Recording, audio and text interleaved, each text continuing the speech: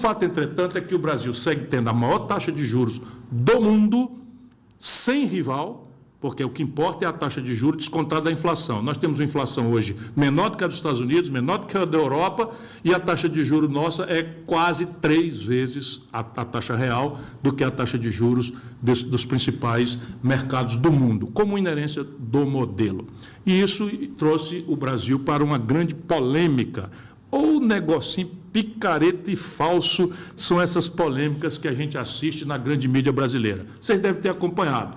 O presidente Lula, que não tem nada de bobo, né, macaco velhíssimo da política, numa das suas passagens, nessa última passagem pelo Brasil, eu faço essa brincadeira porque o Lula tem viajado mais do que o razoável, não é para entender o interesse do Brasil esse conjunto de viagens, não é? A gente volta a conversar sobre isso outra hora, mas ele chegou aqui, teve que ficar mais uns dias e ele percebeu uma coisa: o Haddad está gostando além da conta desse lugar de queridinho do mercado.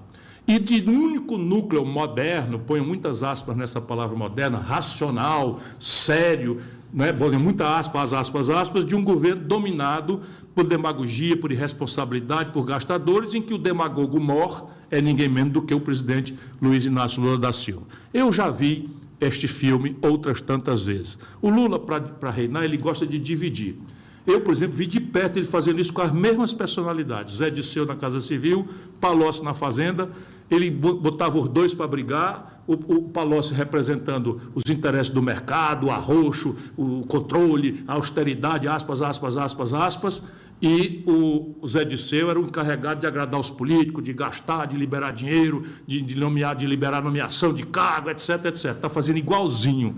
O Lula ele tem dificuldade de se reciclar e ele faz essa pseudo-briga. Rui Costa é o queridinho dos políticos, é o chefe do PAC, é o homem que quer gastar, que quer nomear todo mundo, qualquer que seja a condição, e o Haddad, né, é o homem da austeridade, de guardar o dinheiro, de cobrar os impostos, enfim.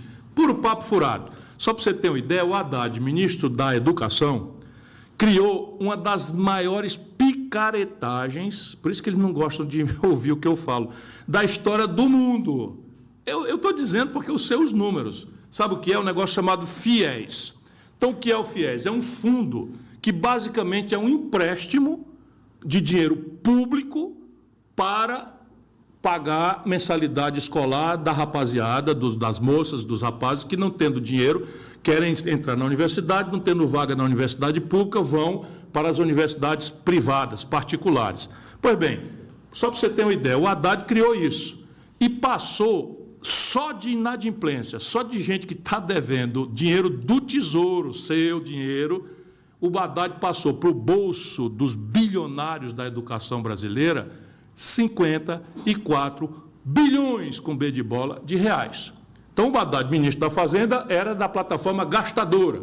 E gastando desse jeito aí, pega dinheiro do Tesouro Nacional, ao invés de abrir uma universidade pública, gratuita, para que o filho do trabalhador, da classe média, possa estudar numa universidade de qualidade, sem pagar, o Haddad passou esse dinheiro para os empresários privados da educação. Criaram-se no Brasil os maiores conglomerados de educação privada do mundo. Sim, isso que eu estou lhe dizendo, empresa de educação privada do mundo, não é na Alemanha, não é nos Estados Unidos, não é na China, é no Brasilzinho, pobre e sofrido, com dinheiro do povo. Só que ao passar 54 bilhões, só essa parte que já está inadimplente, que já está vencida e sem condição de pagar, o Haddad tirou dos cofres do governo e passou para os empresários privados. Só que deixou no meio, a rapaziada assinou um papagaio e está devendo. E não dá conta de pagar porque a economia está jogando de lado, está parada, não está crescendo, e a rapaziada não tem emprego. O desemprego entre os jovens brasileiros é mais de um quarto, mais de 25%, só para vocês terem uma ideia. Agora o Haddad gostou desse lugar aí, de homem do mercado, queridinho da Faria Lima, e o Lula, chegando aqui, percebeu o jogo e está dando aquilo que ele sempre fez. Está dando um sinal claro de que quem manda sou eu. O Lula sempre teve muita consciência, nunca deixou crescer perto dele ninguém. Eu estou desafiando vocês, o PT existe há 30 anos no Brasil. Quem é o segundo do Lula? Não deixa. E o Haddad tomando gosto. Então, a razão psicológica dessa confrontação é o incômodo do Lula, e que repetiu a dose. Depois de desmoralizar o Haddad em público, que se não for em público não vale, ele repete a dose e diz que ministro bom é ministro que gasta o dinheiro, que aplica em obra, porque a Fazenda só quer guardar o dinheiro no Tesouro. É demagogia da mais rasteira, enfim. Para nós, o que é que sobra? Sobra o seguinte: o buraco nas contas do governo já está impossível de evoluir para o tal déficit zero. E está ficando, então, claramente mentirosa aquilo que a nossa newsletter já esclarece desde julho.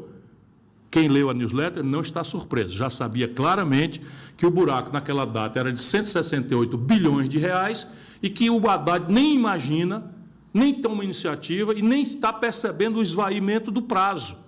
Porque o que a gente não propuser agora, até dezembro, já aprovadinho, sancionado e publicado, não vale mais para o ano que vem, pelo princípio constitucional da anterioridade, que a nossa newsletter também está advertindo. Pois bem, ele nem propôs e empulhou todo mundo com esse papo furado de taxar jogatina e taxar offshore, rendimento em dólar, que é lá embaixo, e de taxar, que é mentira, porque reduzirá a alíquota, e estão só antecipando receita dos tais fundos exclusivos dos super ricos. O que tributa super rico no mundo inteiro é imposto de renda, que a alíquota brasileira só cobra da classe média e do povo trabalhador. Não é? E o que cobra de coisa é imposto sobre patrimônio. Por exemplo, no Brasil, 58 mil pessoas têm patrimônio na pessoa física superior a 20 milhões de reais. Se você cobrasse 1% ao ano, R$1 de cada 100 reais que esses ultramilionários, 58 mil pessoas, dava para tapar o buraco da conta do governo ou financiar praticamente todo o saldo necessário para financiar as políticas de transferência de renda do Brasil. Mas isso nem sequer de longe eles estão propondo. O fato é, enfim, que a economia brasileira parou de crescer, aquele efeito estatístico do começo do ano sumiu, e agora nós já temos aí que o trimestre, julho, agosto, setembro, já está dando sinais ou de estagnação ou de queda.